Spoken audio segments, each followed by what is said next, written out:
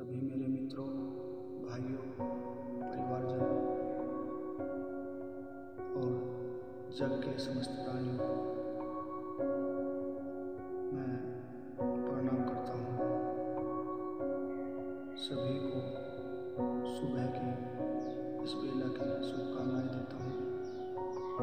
और जैसा कि अभी 2 दिन बाद दीपावली का पर्व है, तो उसकी भी शुभकामनाएं मैं आपको देता हूँ। अब हम बात करते हैं कि जीवन में हम सब कुछ प्राप्त कर सकते हैं। जो भी आप चाहते हो अपनी लगन से, मेहनत से, अपनी योग्यता से प्राप्त कर सकते हो। रुपया, धन, दौलत, बंगले, गाड़ी सब कुछ प्राप्त कर सकते हो।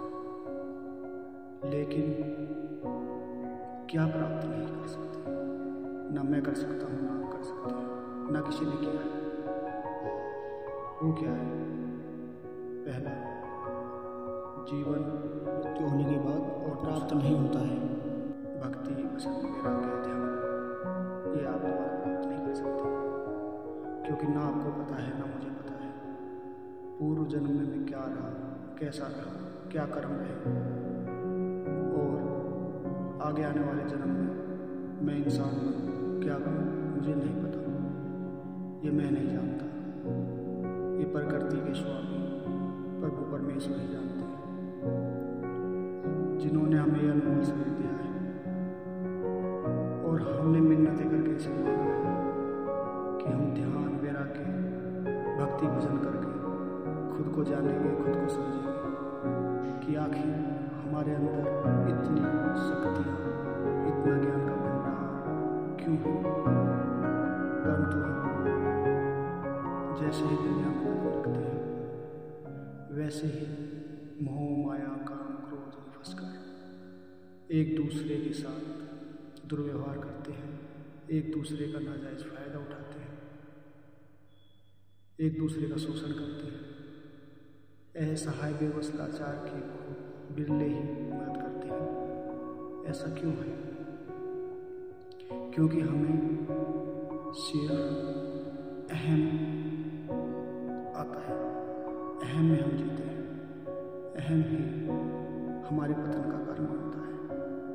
हम और आप सब जानते हैं कि एक दिन ये शरीर जो अग्नि, वायु, जल, धरती, आकाश से बना है, इनकी सभी ऊर्जाएं उसी में समाहित हो जाएंगी।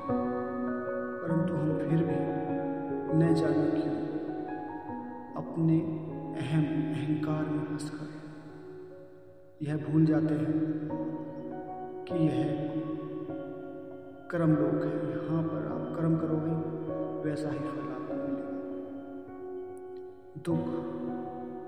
दुख तो आप इसके बाद भी प्राप्त कर सकते हैं। जब आपका शरीर का पतन होगा, तो न जाने कितनी यातनाएं आपको भोगनी पड़ती है, कितने दुख आपको भोगने पड़ते हैं, कितनी पीड़ाएं आपको होती हैं। ये न आप जानते हो।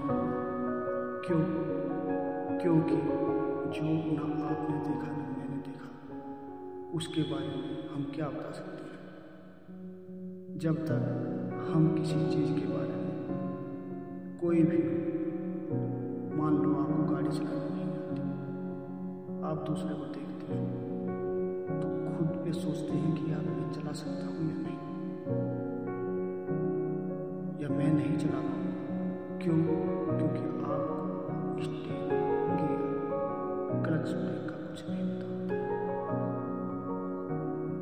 उसी प्रकार हमें नहीं पता कि इससे आगे हमारे साथ क्या होने वाला है।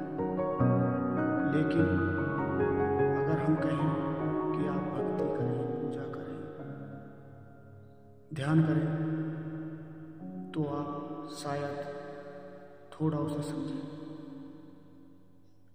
ऐसा नहीं है, उसमें आपको एक आनंद की अनुभूति भी होती है। आपका मन एकाग्र रहता है। आप जिस भी कार्य करते हैं उसमें मन लगता है। तो वो यही नहीं कि आपको मुक्ति दिलाता है, वो आपके सांसारिक कार्यों में भी मदद करता है। बस मैं इतना ही कहना चाहता हूँ आज। हो सके तो 2 घड़ी, मैं नहीं कहता आप किस धर्म से बिलोंग करते हैं, जिस भी धर्म के हैं, जिस भी जाति के हैं, जिस भी ईश्वर को मानते हैं, जिस भी रब को मानते हैं, उसे आप मानिए, उसके प्रति थोड़ी श्रद्धा रखिए और देखिए आपको क्या आनंद, क्या खुशियाँ मिलती हैं। अब जरूरी नहीं कि मैं पूजा पाठ करूं, भक्ति करूं, ध्यान करूं, वैराग्य में चला जाऊं तो मुझे संकट नहीं आए। मैं नहीं जानता कि पिछले कर्म मेरे कैसे रहे, उसी के अनुसार मुझे भोगना तो पड़ेगा। हाँ, ये जरूर है कि वह कुछ कम हो सकते हैं। तो मैं इसी के साथ अपनी वाणी को विराम देता हूँ।